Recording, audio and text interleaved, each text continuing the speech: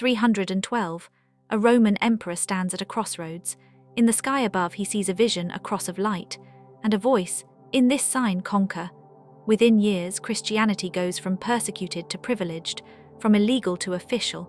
This is not just a religious story, it's the story of how the most powerful institution on earth was born.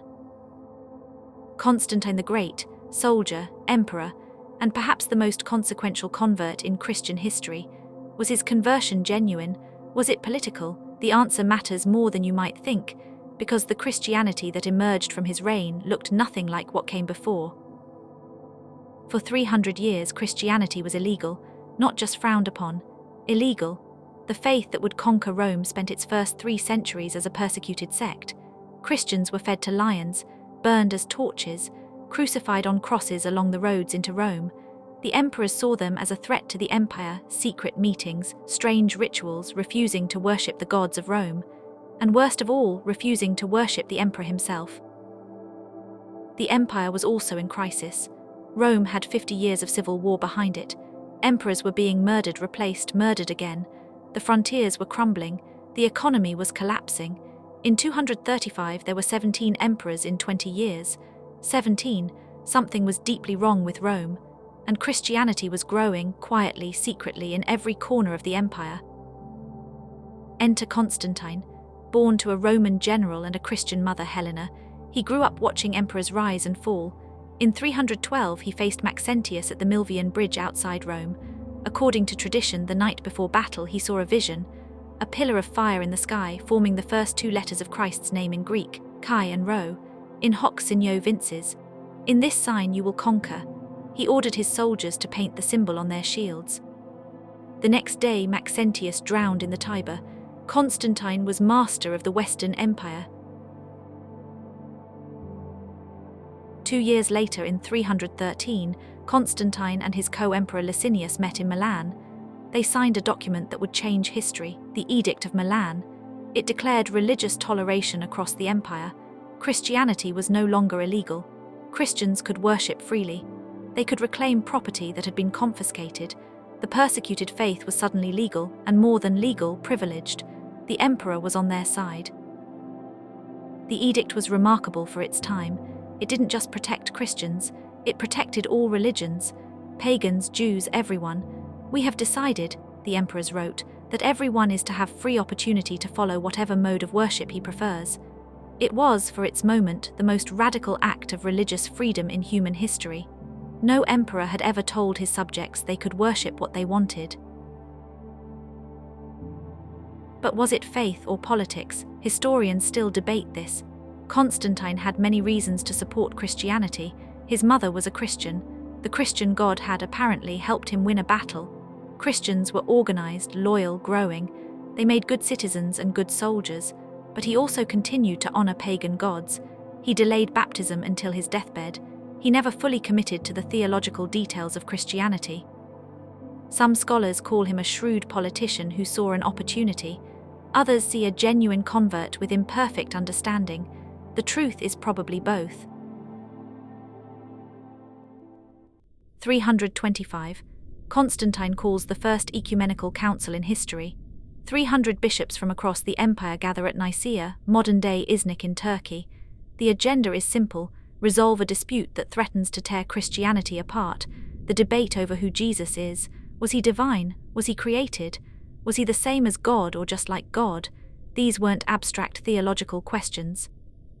They were questions about the very nature of God, and Constantine needed his empire united. On one side, Arius, a priest from Alexandria. His position was simple. There was a time when Christ did not exist. The Father created the Son. The Son was divine but not co-eternal with the Father. He was the first and greatest of all created beings, a worthy title but not God in the fullest sense. On the other side, Athanasius, a deacon from Alexandria. His position, Christ was fully divine, not created, co-eternal with the Father, of the same substance. If Christ was less than fully God, then salvation was impossible. The debate was heated. The empire was watching. The Council Fathers debated for weeks.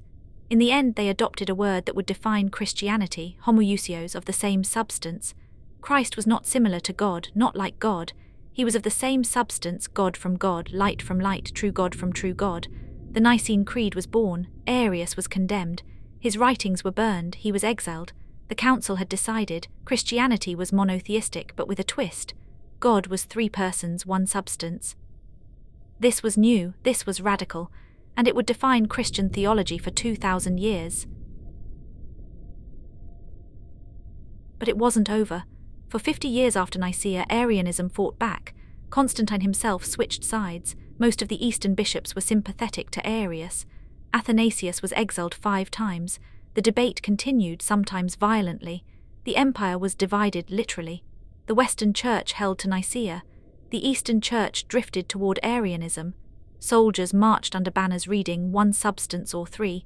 The political and theological stakes were identical. Finally, in 381, Emperor Theodosius called another council. Nicaea was affirmed, Arianism was dead, the Trinity was orthodoxy. What happened next was remarkable. Christianity didn't just become legal, it became privileged. Emperors exempted clergy from taxes. They built churches at state expense. They passed laws favoring Christians. In 380, Theodosius declared Nicene Christianity the official religion of the empire. Pagan temples were closed. Blood sacrifices were banned. The old gods were still worshipped, but they were no longer protected. The outlaw had become the establishment. But something was lost. The house churches, small, intimate, vulnerable, became cathedrals. The bishop who led a small community became a political power broker. Faith that had survived persecution found new ways to persecute. Christians who had been thrown to lions now watched pagans burned. The radical message of forgiveness became a tool of empire.